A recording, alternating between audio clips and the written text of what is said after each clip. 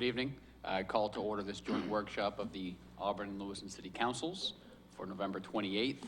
Before introductions, if you'd all please join me in standing for the Pledge of Allegiance. To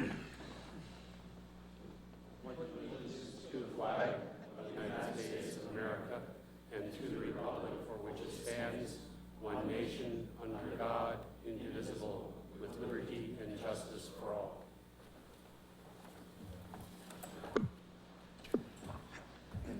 I got more coming. All right.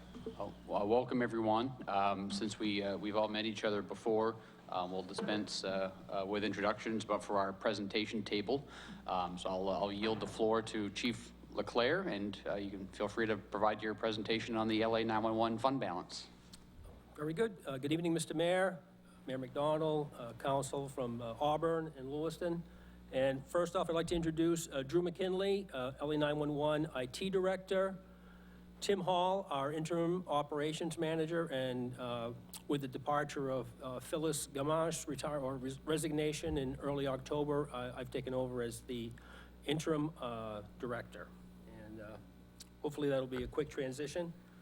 So as I mentioned, Phyllis Gamache resigned her position from LA 911 in early October. The LA 911 committee, in its October meeting, made some interim assignments. Chief LeClaire is the interim director. Day shift supervisor Tim Hall was appointed our interim operations manager.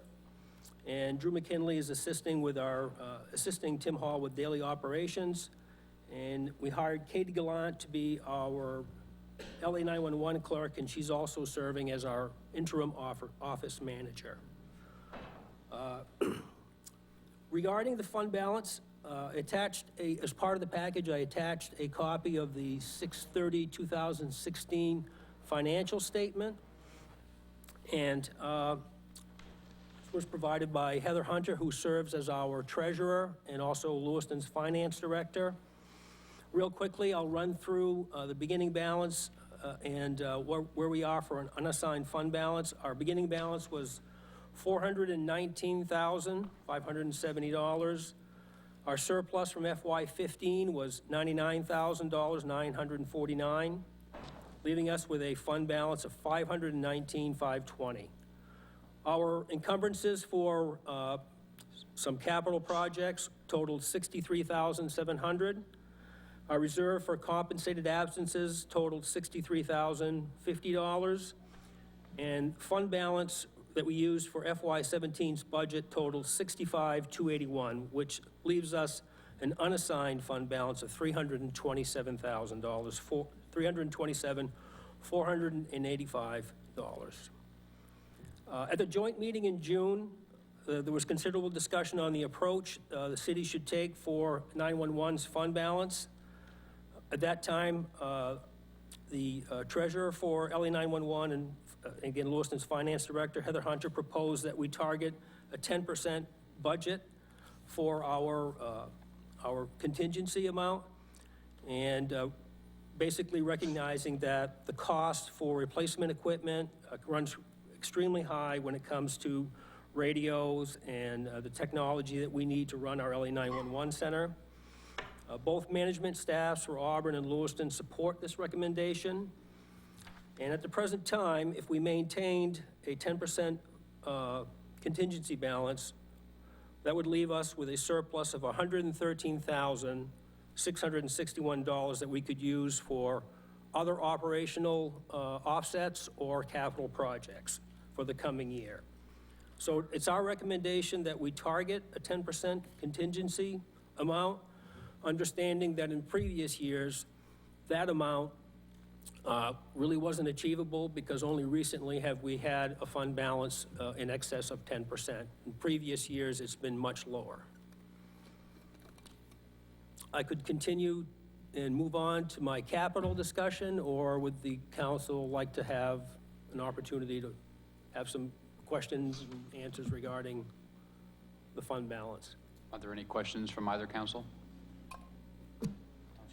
Just one quick question from a process standpoint. Would that 10% number simply be an operational decision of the LA 911 board, or would both councils be asked to pass some sort of resolve or amendment to the interlocal agreement?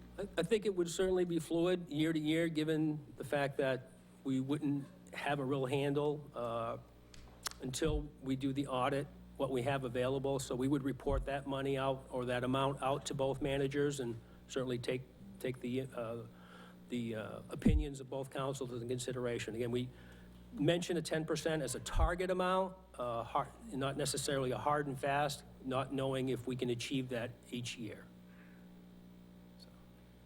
Mr. Mayor, our recommendation would be that when the budget is presented each year in the capital plan, that information on fund balance also come forward so that both councils are aware of it and can discuss what, if any of it, they could use. Given the capital needs we see coming down the pike that the chief will get into in a minute, our general recommendation would be appropriate to first look at that toward some of those capital needs to offset the need to borrow funds. Mr. Mayor, question. I have a question with regard to this less category. You say ending fund balance 519, 520.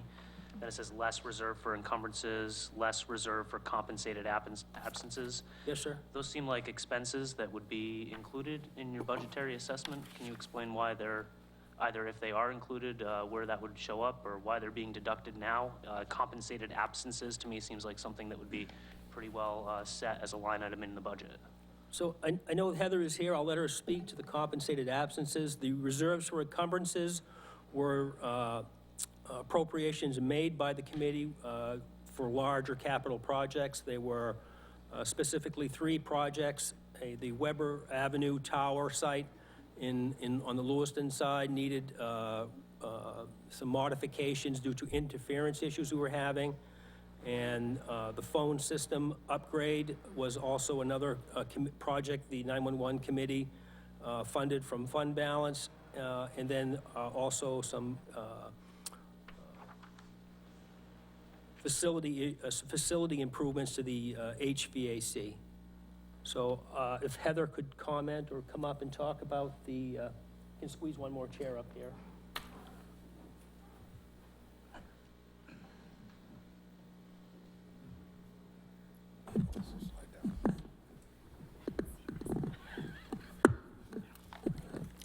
Good evening, Mayor and Council.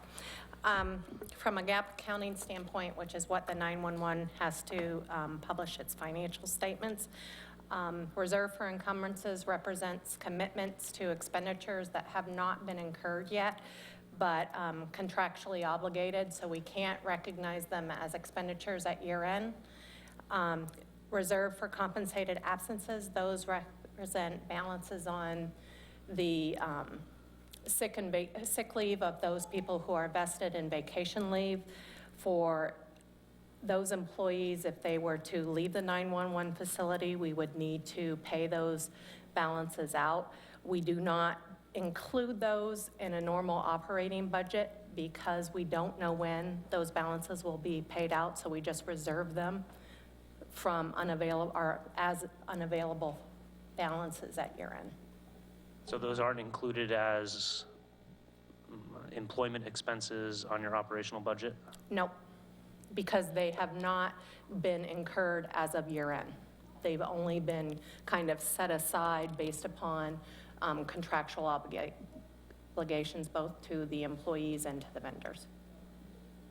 So there's contracts with employees that make for these provisional expenditures? There's employment policy, correct, that if any employees as of year end or at any point in time, they are eligible to receive the balance of vacation on the books as well as anybody that's vested for retirement purposes, they get a portion of their sick time. And if I understand correctly, with regard to the encumbrances, you're contractually obligated to pay this money. When the goods and services have been performed, they have not been performed as of year end.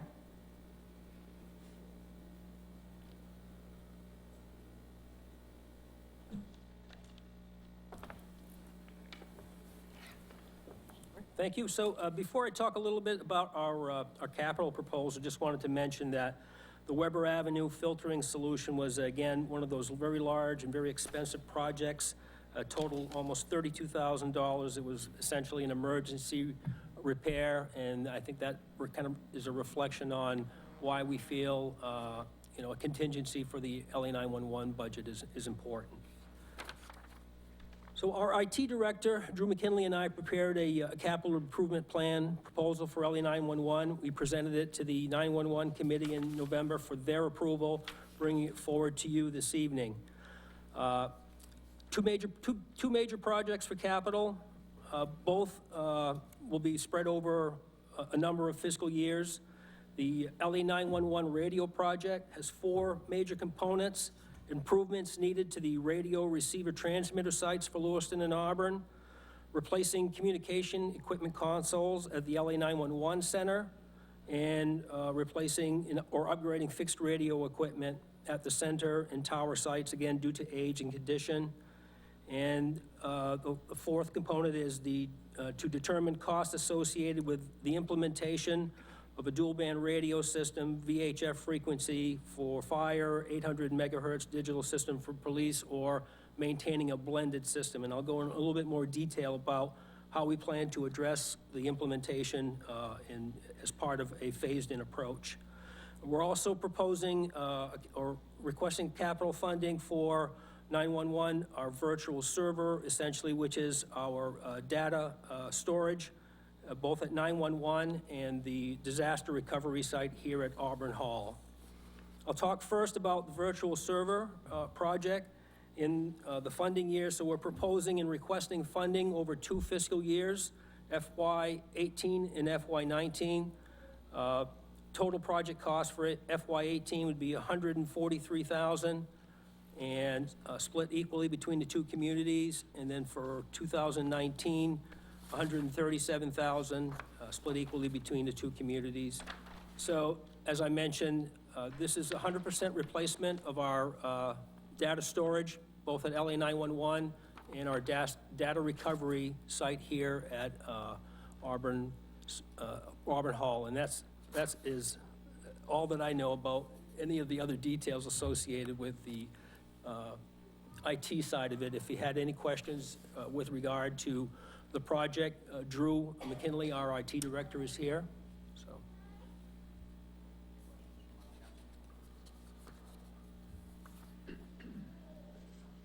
All right, thank you. So part of your package also, I made some detailed notes because this is the radio improvement project is extremely complex.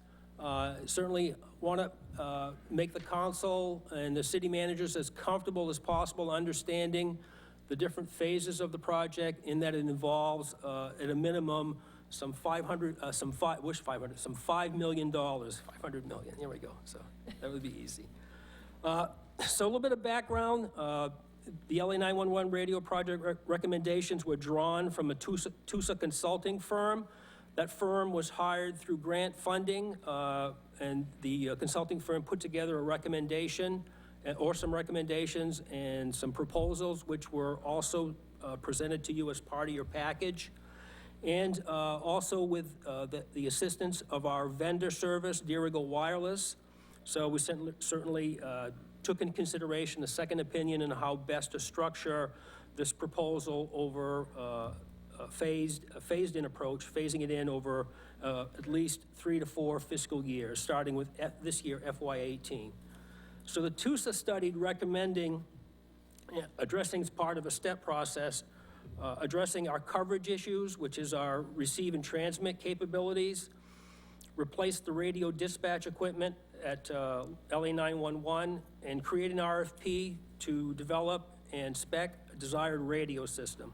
And again, Dirigo Wireless assisted with the second opinion for that project.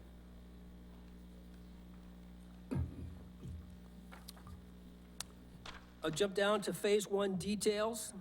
FY18, total project cost $1 million, $1,070,000. Sorry, I get that right.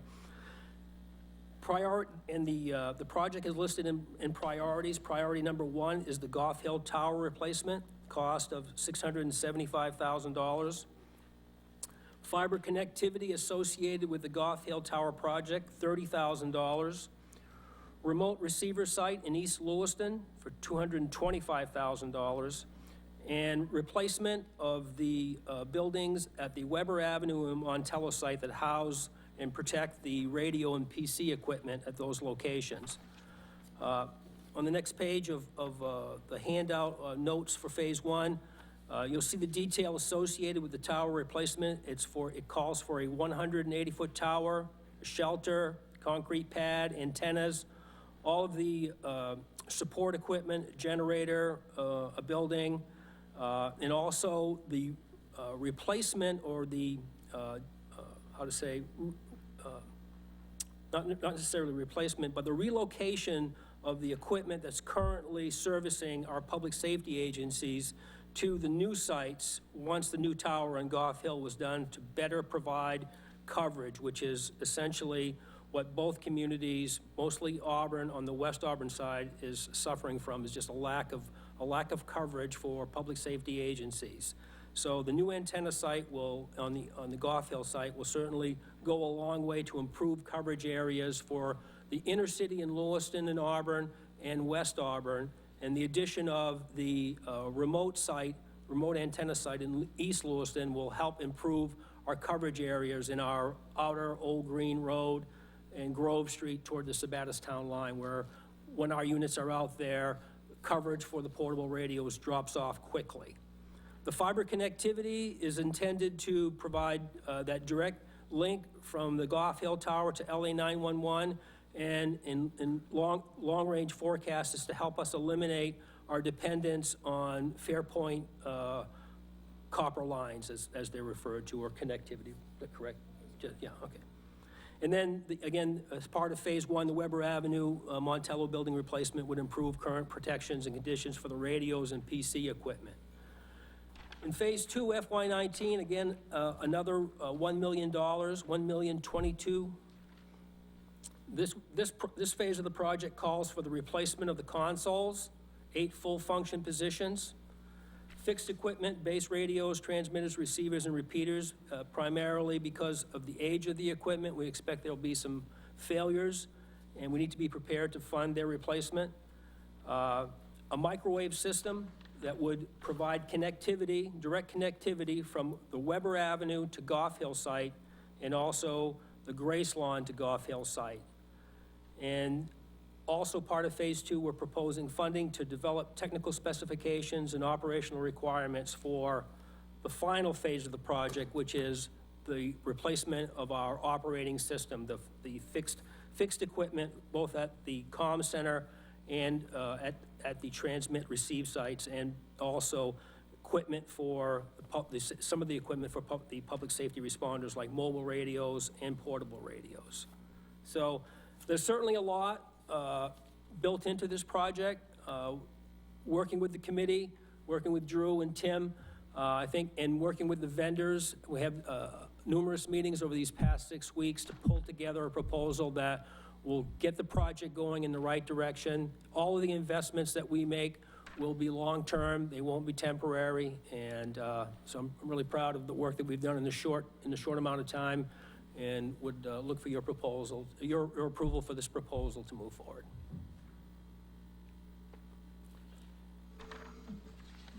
Questions from either council on the proposal?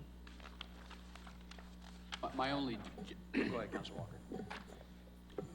My only question is there any way that the county will be part of this cost other than the two cities? Well, there is an opportunity for the county to locate their transmit receive equipment on the new Goff Hill Tower. And in consult with Drew, we're certainly willing to do some outreach and work with the council and the 911 committee to make the space available, but then it's, you know, the process to be determined on if there'll be any cost associated with that. There's certainly that opportunity, yes, and I would hope that we would be able to forge and continue that relationship, much like we're doing now with our sharing of our IMC network and our data storage. So.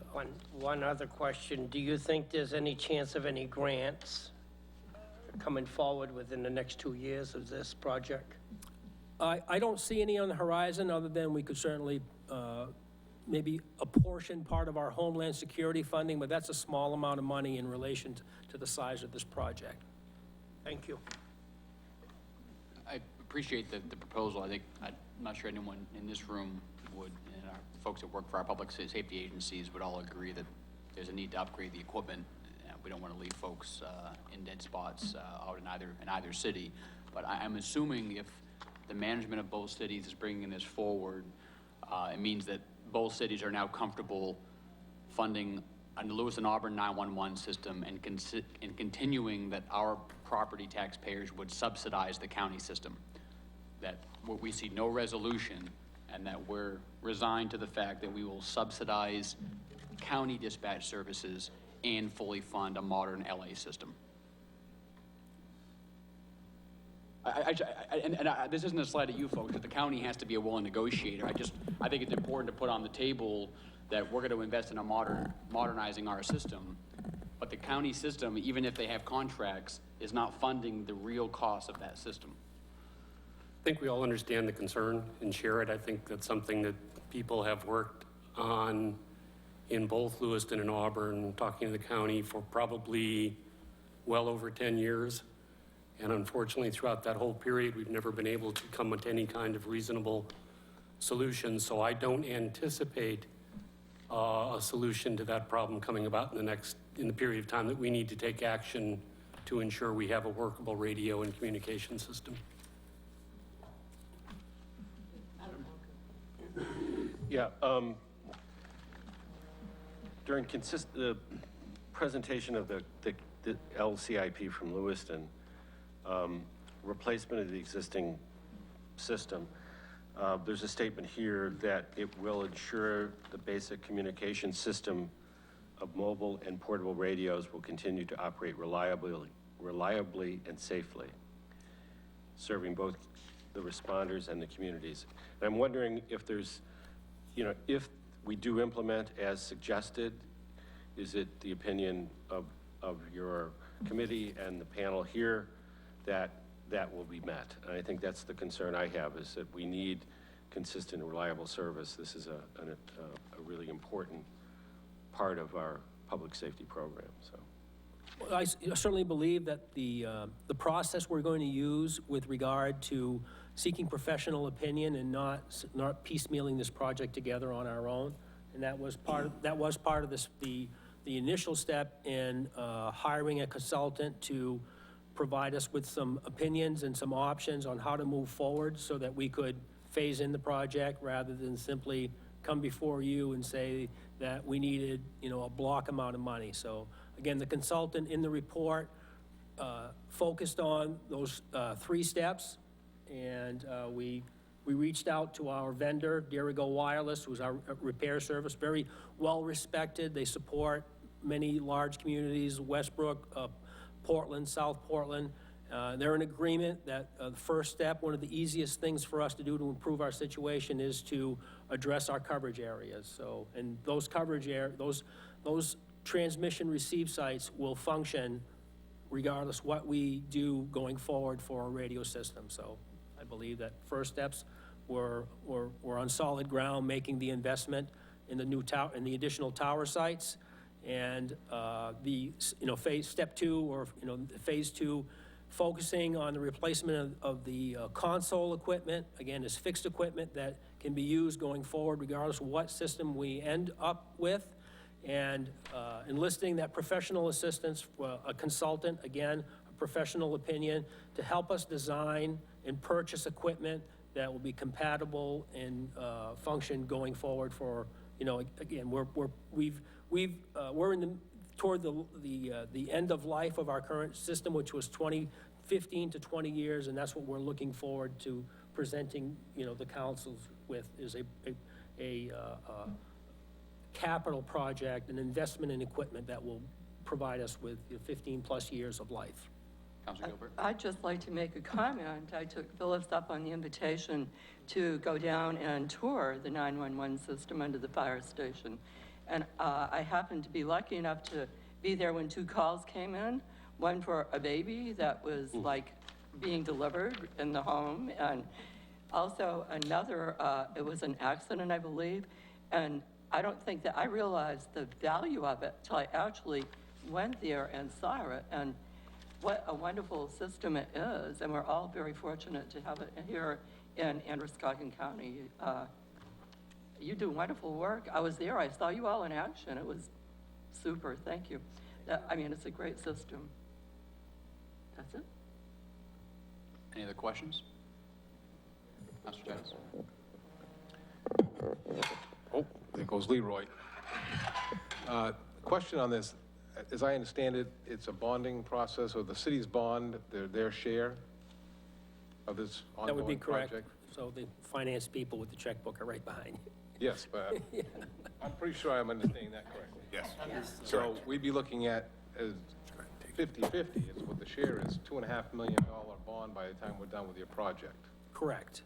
like $5 million. So the idea of the $3 million that is, you don't know what it's going to, we have to commit to all of it, including the $3 million that we don't know what it's going to be, or what are you thinking? You know, essentially for FY18, we're pretty certain we've had the opportunity to flush out price quotes. We know that for certain, the tower site at Goff Hill will run $675,000. That's why we wanted, process-wise, we wanted to as best we could, include as much detail in the proposal, in the quote from the vendors, so that once we approach the councils for that specific dollar amount, we wouldn't be returning saying, oh, we're short this amount of money. So we know that we need $675,000 for the tower site at Goff Hill. And, you know, maybe I'm wandering a bit, Councilor Titus, but we're on the priorities of the fiber connectivity, the remote receiver site, the Weber Avenue replacement, and the Montello Street. Those are not solid quotes, but they're estimates, and so they might be My more. concern is that, are we looking for approval for $5 million, and then you guys can just, for the next 5 years, just put it into your capital improvements and more? Well, I think, well, the idea behind the $5 million amount is to apply some reality to the actual, we're expecting the total cost of the project to be, ballpark. I can say for FY18 and FY19, we are certainly looking at $1 million each year. Once we get into the design phase of the VHF dual band system, 800 megahertz system, once we get into that phase of development with a consultant, we'll be better positioned. And the sooner we do that, that's why I suggested in the proposal that we consider doing that in FY19, so that we're better positioned expense-wise and price quote-wise to understand if we're going to be within our budget or if we're going to exceed it. But the idea behind the process is to give you a proposal and give you a true sense of what the total project is going to cost, not that it will be $1 million, and you didn't tell us you were going to be coming back for another $1 million. Councilor Titus, I think the best way to look at it is 2018 and 2019 are pretty firm numbers. The 2020 number, the $3 million, that's a ballpark estimate, and it's going to be influenced by the final choices made for the design of the radio system. You know, the consultant will, and the experts from public safety will be looking at both costs and the kind of system that we're going to go to. So if you add that 800 megahertz system, that may add some cost to the overall system, going to a mixed system. But there are some real benefits to it, particularly for folks who are responding in buildings, because the VHF signal doesn't reach through most buildings or many buildings. So it's going to be I call it a placeholder until we get closer to knowing exactly what kind of systems is going to be designed. Well, I'd like to be able to see it in phases. It can be completed, and then if something happens, we have a rough year, if something's going on, we can't, what you're asking us to do is spend $5 million today. No. No, That's what I want to make sure, we're not asking for. Now, this is like when we start our process and we have a 5-year Right. CIP, we're looking specifically at the current year for bonding, and there's projections and estimates of those out years, but we at least know order of magnitude, what's on the horizon. think Right, I that's just what- want to make that's sure what that they're next year, when we got to do the next million, if we can't do all of it, but we're asking for part of it, we can get that. Or when it comes to that last phase, well, we're not really ready yet to do that last $3 million. Can we put it off? Well, no, we've set it up so we can't put it off. If you're telling me that, I'm feeling like you're making that decision today, that it's going to be $5 million in 5 years. Well, I also want to mention too that, yeah, we are proposing to phase it in. It is a placeholder, but certainly we need to realize that our equipment, our fixed equipment is reaching end of life. And so we're in that. We have service protection on some of our fixed equipment through the end of not FY18, but through 2018, calendar year 2018. So beyond that time, beyond that period, the fixed equipment won't be supported, and we may need, and that's why I asked for a specific amount of money in FY18, so that we, in case we have to make some emergency repairs for replacement equipment, we have those funds available. So going forward, given that we're at end of life, we need to make sure we keep that in mind, that we'll need funding for some replacement equipment if we make decisions to further stagger the implementation of the process, so. Councilor Burns? Thank you, Mr. Mayor. A couple questions for you. I just wanted to confirm so looking at the kind of the biggest pieces here of this proposal, the tower replacement specifically, you said it was a 15 to 20 year expected lifespan on most of this equipment, correct? When we start looking at the fixed equipment like portable radios and mobiles and base radios and those types of, those are the heart of the operation, what we have at the LA 911 Center. That's the equipment that essentially is in that 15 to 20 year lifespan. The tower, once it's there, I think it's there for certainly a lot longer. The Weber Avenue Tower has been in place since 2004 or 5, so already 11 years, and in really good condition, so they build them to last today. So I'd expect that infrastructure to be in place for quite some time. And my only other question, looking at some of these infrastructural improvements, I know in the Auburn CIP, year after year, there's always requests for significant renovation or reconstruction of the central fire station where, LA 911 is located. If that were to happen, would that have any impact on any of these projects in terms of, these infrastructural improvements? Would, we be throwing money at them and then?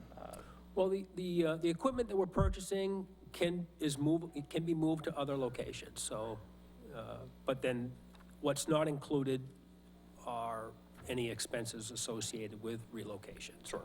I just want to make sure. We're proposing in place at this time. Great. That's all I have. Thanks, Mr. Mayor. Any questions from? I wanted to be balanced here. Councilor Stone? Thank you, Mr. Mayor. You guys want to go? I think it's an impressive system, and I'm certainly all for having excellent coverage. We've got an interesting situation. We're down, we have our downtowns and we have our rural areas that we've got to cover, and we have to make, I'm 100% making sure that we're able to have excellent communications, because it's critical, and both for medical and fire and police. But I do have some questions regarding the reliability of the system, and then I want to go back to that fund balance and reserve for compensated absences. Again, I'm having a little bit of a problem getting my head around that. Sure. Are there any other in Maine that are using a similar system, with microwave links and so on and so forth? Okay, so with regard to VHF, Where I'm going, Paul, Yeah, Chief, yeah, is yeah. that I want to make sure it works. We're laying out, $4 or $5 million. And I don't want to have a surprise, in a bit that says, gee, guess what, it's not working. Right. And so I want to make sure that we have some assurance that this investment is going to work. I agree with that, and that is part of our commitment to involve professionals in the development of the proposal for approval. I mean, one of the considerations to a dual band system is recognizing that the majority of the fire departments that operate in our area operate on VHF. Some of the larger communities, as I mentioned earlier, like Portland, South Portland, Westbrook, I believe Westbrook, I'm not sure, anyways, or was it Biddeford? One of the, again, one It's of going to the. be a trunking system? Right, something like that? right, and that's essentially what we're exploring is those types of system which provide expandability at that platform. So is there, in terms of the legal aspects of the vendors doing this work, are they on the hook will they be on the hook to guarantee essentially that this thing is going to work? Well, one of the companies that we're, certainly hoping will be the provider will be Motorola. Hate to show our hand, but I'll say, our experience with Motorola is that their equipment is bulletproof. We have, really we're solid reliability with the equipment in IDLH atmospheres. It's in all of our police and fire vehicles, and they would be one of the vendors that we would be looking to provide this equipment. And it's not something that they're not already involved in, because narrow banding has forced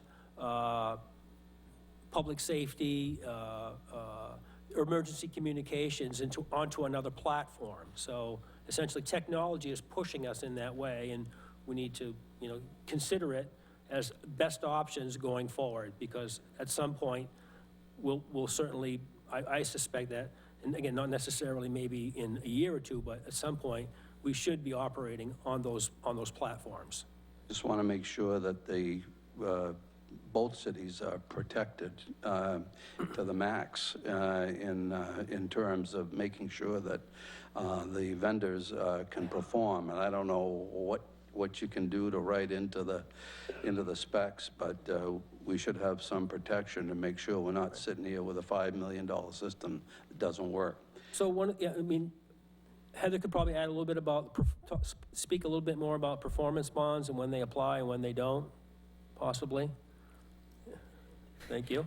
Sure. Jill can jump in at any time as well.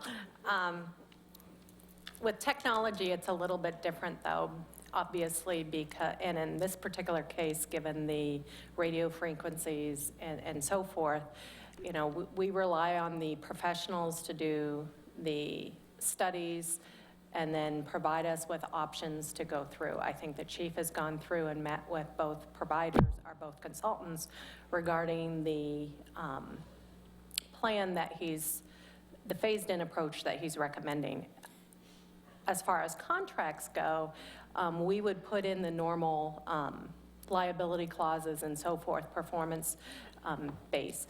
If there is something that obviously was not foreseen by either the consultants, radio frequencies have changed, something like that, that would be something that we would probably have to sit down and haggle over on whose real responsibility that was to identify that. So as far as being 100% bulletproof, as the chief had indicated, I'm not sure it can be 100%, but we'll get it as close as possible to that point and do our due diligence. Thank you, Director Hunter. What would you say your assurance level is going into this thing, that this thing is going to work? Is it in 100%, or is it 95%? Oh, where are you on this thing? Well, I certainly have 100% confidence in bringing forward to you the proposals, given that we've hired a consultant, sought out, again, a professional, a second opinion from the vendors that provide us the service. And so the two proposals you have before you for FY18 and FY19 regarding improving our site coverage and improving our consoles and our fixed equipment, I have 100% confidence in that. What we need to do next is enlist the assistance of those professionals to help us develop a radio system, a specification that will service the needs of all the public safety agencies in Lewiston and Auburn, so. Right. Thank you. A couple other questions. Will this equipment be procured through competitive bids? Yes, Or sir. is it sole source? Yes, sir. It's competitive bid? Competitive, yes, sir. Okay. Moving over to the fund balance and reserve for compensated balances.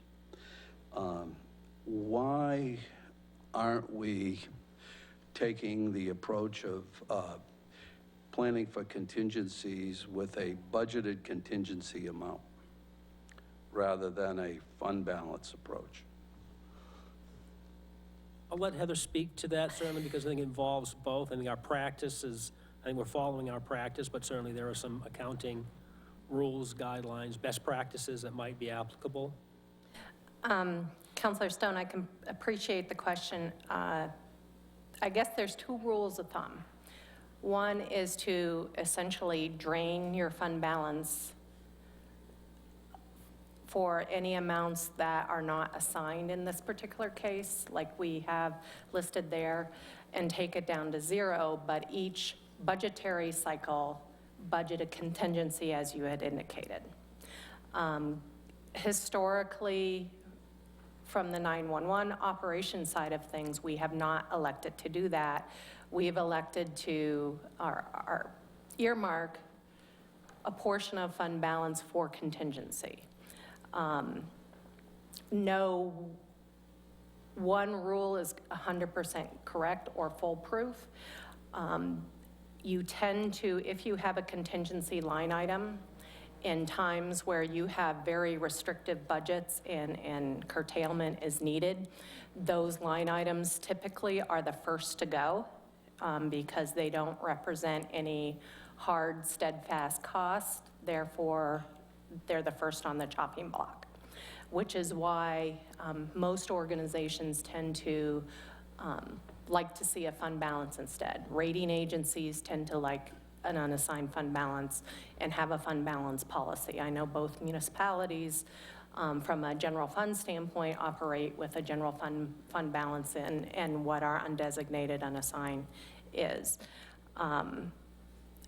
Particularly with the joint agencies, they've been scrutinized over the years that to keep costs with the climate that's been, the economic climate that we've all experienced during the budget process, to have that contingency in place tends to be a concern, because if something were to happen and each joint agency, whether it be 911 or any of the other joint agencies, to come back in midstream to either council or to both councils and ask for additional funds, although all those organizations are perfectly within their right to do so, it would put a financial strain on both municipalities, depending on the dollar value of the particular need that comes to a head. So I know in Lewiston, and I would turn to my council and echo their sentiments, but typically they only like to have that done during the budget process. It's very difficult to look at some of these things in midstream and trying to find funding sources for that. Okay. We have, behind LA 911, two cities that have undesignated fund balances. So it's not as if LA 911 is out there alone on this thing. We have fund balances, and I would think that some type of a contingency fund would be able to pick up most unanticipated expenses. But another question would be, do we have, and perhaps, I'm sorry, I'm not looking at you, Heather, No but, problem. Is there a 911, LA 911 fund balance policy? We've used it as a gauge. There's no written policy per se, but that's something that the committee or with the help of the two municipal governments can definitely adopt if that is desired. One of the proposals, again, the proposal earlier this evening was to accept our recommendation to maintain a 10% fund balance. I would suggest that we have a policy, We could develop one. written and documented that this is what our undesignated fund balance is, so that we're not talking about this, year after year after year. Last question, Bob. What's that, Bob? What's that? Last question. Okay, last question. Reserve for compensated absences. I just am having a problem understanding that. Why is that? Why do we not budget what we anticipate we're going to spend and track that? It should be a part of the cost of running LA 911, should be budgeted. Counselor Stone, I'll field that one for the chief. It is similar to, and actually I want to go back and touch on something you said before we jump to this topic, if I could. The fund balances at the two municipalities, although in concept I would agree with you, at least Lewiston is based upon a percentage of revenues and transfers in and expenditures or transfers out. If we would assume our undesignated, unassigned fund balance were to cover, for example, LA 911, we would need to add those revenues and/or expenditures to our general fund to come up with that percentage if the goal was to use the city's unreserved fund balance to cover contingencies in our joint agencies. I know Lewiston does not do that right now, and I don't think Auburn does as well. So it's just kind of a math thing that you need to be aware of, that currently when your finance director reports the percentage of fund balance and whether you're adhering to your policy or not, that is strictly from a Auburn general fund standpoint, or in my case, a Lewiston general fund standpoint. Going back to your question on compensated absences, probably the easiest way to think about it, or a couple different ways to think about it, would be if we would require all our personnel to either take and/or pay out vacation time at the end of the year as part of our policy, which it is not, then I would agree in concept with what you are saying. But because we are allowed to carry that over, and it may carry over from year to year to a maximum balance or a cap on that balance, we reserve that amount for when it is actually liquidated. And I understand, talking to Jill, the finance director for your city, she takes the same approach with general fund as I do with the city of Lewiston, that once that amount is booked, the only change that occurs from year to year is any fluctuation in that balance. So that does not get fully liquidated unless, for example, all of the employees would currently leave right now. We had to pay out all their vacation balances and we'd start again. So we are only booking the incremental change from year to year once that reservation is made. But because we do not allow them to pay out at the end of the year or to bring their balance to zero, we have to account or have some mechanism in place to account for if they were to leave, let's say August 1st, and they have 15 days on the books, they are entitled to that 15-day period. And we only budget the regular time from a budgetary standpoint. So by the time you hire, that new employee would come on and start that process again. Granted, you could have a gap between when one employee leaves and the other one, but conceptually, that's how it operates. Okay, I'm not trying to discuss this with an eye to reducing the budget. I'm trying to I'm trying to understand just the way you're accounting for this. And it seems like, Unfortunately, all agencies that follow generally accepted accounting principles have to record that. It is a Thank you. Any final questions? Counselor Burns? Thank you, Mr. Mayor. Director Eastman, with when a city department within Auburn has, at the end of a fiscal year, more money, an excess of funds that have been budgeted to it, what happens to that money? Does it stay with the department or does it go back to the general fund? They try to spend I know, it goes to the fund balance. That goes to the fund balance. I mean, I guess I'm still just confused as to why we should be treating LA 911 significantly differently than, a city department jointly administered by both cities. I mean, I understand if emergencies come up, it's always good to have money lying around, but, that's true for any department of any city. I'm confused as to why we would treat this significantly differently, as opposed to, excess funds would go back to the cities at the end of a fiscal year and be budgeted out again in the normal budgeting process. Am I missing something here? I think the biggest concern that we would have from an operational point of view is if there is a sufficient failure that requires an immediate fix. Without that funding available through the committee, we would have to go back to 2 city councils and have 2 separate actions that would potentially delay the process. Mr. So would a contingency fund not adequately serve that? Yeah, just remember that if you budget a contingency, you must raise the taxes to support that contingency. Well, If you don't budget a contingency and you have a reserve fund, those have already been raised.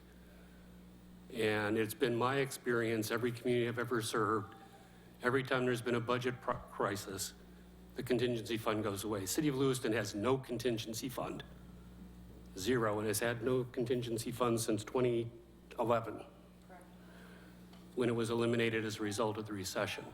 So we very much depend on our undesignated fund balance if something should come up and create an immediate problem. No, and I totally understand that for the city as a whole. I'm still not, I guess, sold on making creating such a different system for LA 911. It doesn't, I mean, ultimately this is taxpayer money that is sitting in this account if an emergency happens, but I still don't, I mean, if we, let's say, amended the interlocal agreement to stipulate that there would be a carrying over, contingency fund that was included in the normal budgeting process, it would require a change in the interlocal agreement to tap into that or to remove that contingency agreement. I find it, we're sitting on a fund balance right now that's 50% over what the recommendation would be, within LA 911 that you guys have proposed to us with that 10%. We're somewhere closer to 15 right now. I mean, that's real money for both cities. Right. The first thing I'd suggest is when we come back with the actual budget and the capital plan, that excess fund balance could easily be devoted toward next year's capital needs, which would reduce the amount that you would have to raise through bonding. I don't disagree. It still seems like a systemic problem.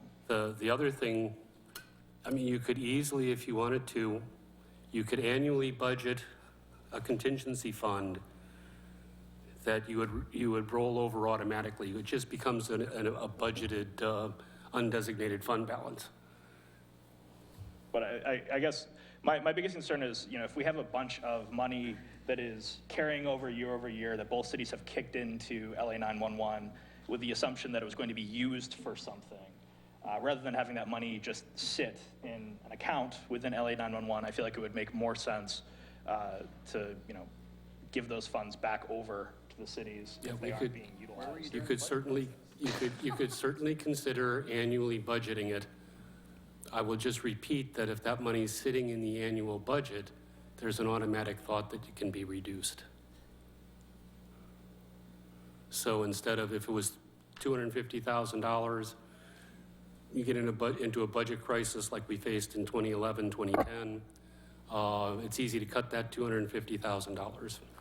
I mean, I wouldn't presume to speak for the rest of the councilors or mayors assembled here, but I would hope that there's some path forward where we can thread that needle between, being good fiscal stewards of taxpayer dollars and making sure that LA 911 has the funds that it needs and making sure that those funds are preserved. But it just seems like a pretty glaring systemic problem right now that's not addressed within the current budget system. Mr. Mayor? Yes, Councilor Chance. If this has been covered, I don't believe I heard anything about the actual facility, the 911 facility in Auburn. What are the plans for that? Is it staying? Is there anything that needs to be done to that? Are we keeping that facility there? The long-term outlook for that facility, since I didn't see any of that mentioned in this plan. No plans as of now.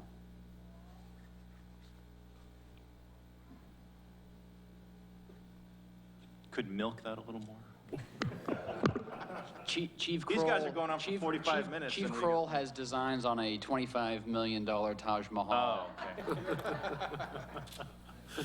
The But for now, second basement down but for below. now, we're keeping him in this basement. Thank you.